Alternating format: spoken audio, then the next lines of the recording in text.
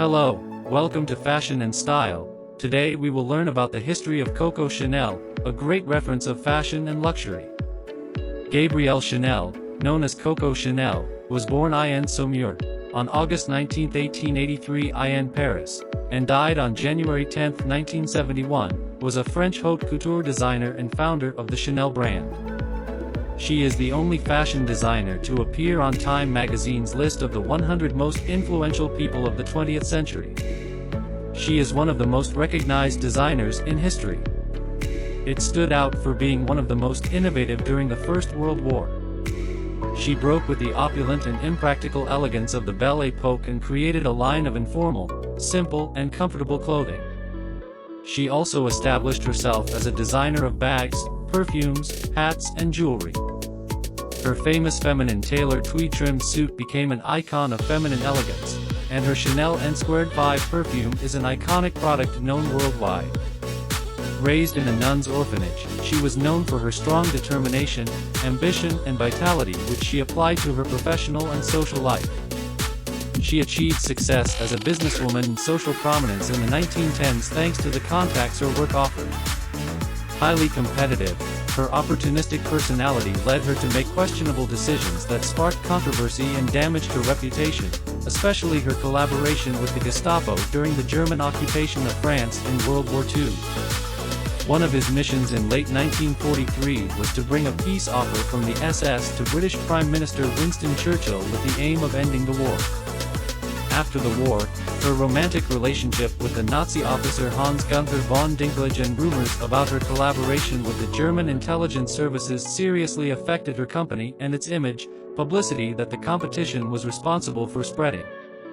However, it was not blamed as a collaborator and managed to reopen her company in 1954, after which she achieved renewed success, especially in the United States and the United Kingdom at first, until her death in 1971. Gabrielle Chanel was born at the General Hospice of Saumur. Gabrielle's mother, Eugénie Jean Duval, was a peasant from Courpierre, a small village in the north of the Puy-de-Dôme department in Auvergne. Her father, Albert Chanel, born in Nîmes into a family from the Cévennes Mountains, was a traveling salesman who visited the country's markets. When Gabrielle was born, her parents already had a first daughter who was barely 1 year old. Julia Berthe, and the family lived in precarious conditions. Gabrielle was mistakenly registered with the surname Chasnel in the civil registry, but as Jean Duval was too weakened by childbirth and the father was absent to sign the birth certificate, the baby's surname remained misspelled. Years later, Gabrielle Chanel would add another alteration to her real name, ensuring that she was baptized Gabrielle, Bonheur, happiness, a middle name that the nuns at the hospital would have chosen to bring her luck. Eugénie Jean Duval died at the age of 31, on February 6, 1895, exhausted by continuous pregnancies, hard work, and tuberculosis. Gabrielle was 12 years old.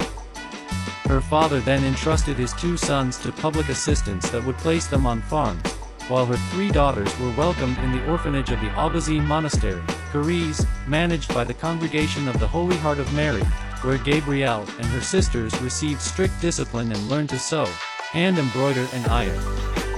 During my childhood I only longed to be loved. Every day I thought about how to kill myself, even though, deep down, I was already dead.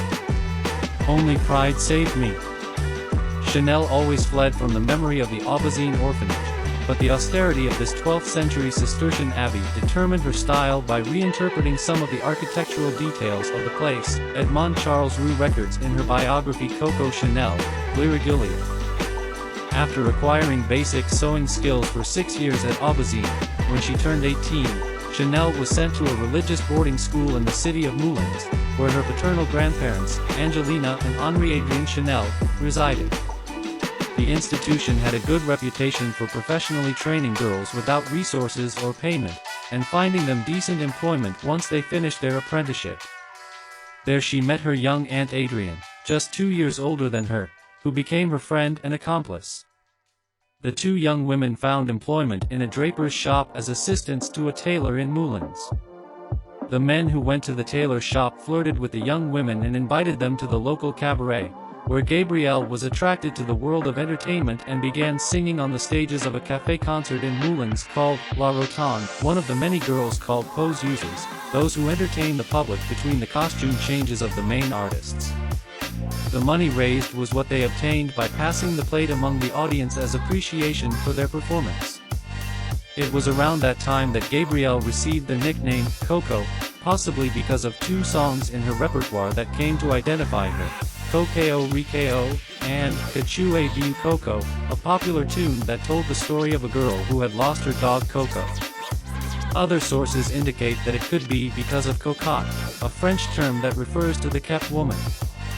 As a performer, she radiated a youthful charm that fascinated the cabaret's regular soldiers. In 1906 he was in Vichy, a tourist town known for its thermal waters, which had a large number of concert halls, theaters, and cafes where he hoped to find success as a performer. His youthful and physical charms impressed those who performed for him. But his singing voice was not perfect, and that did not allow him to find work.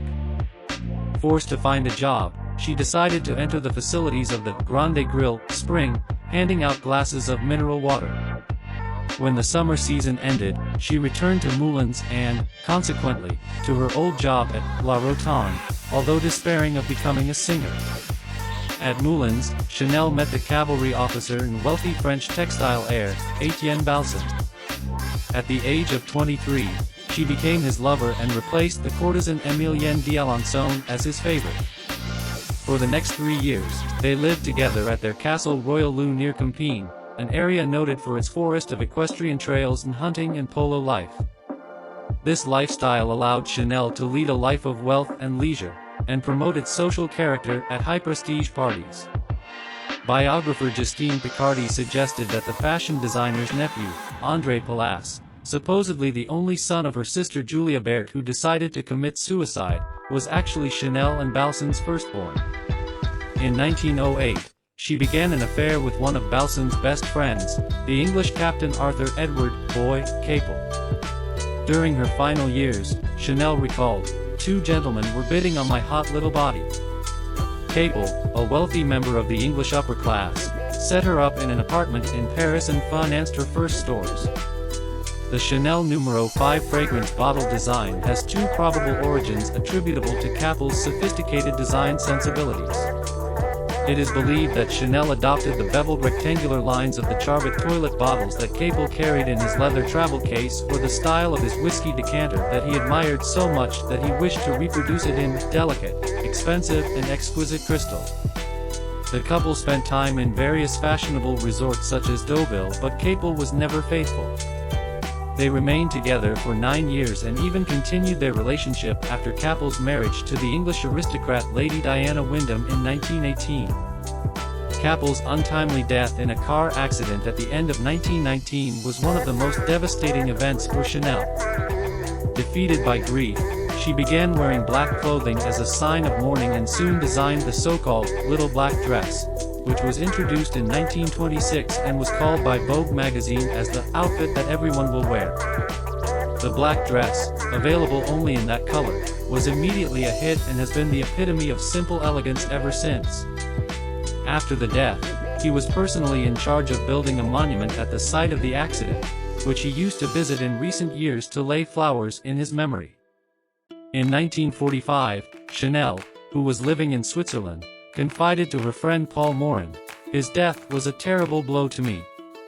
By losing Capel, I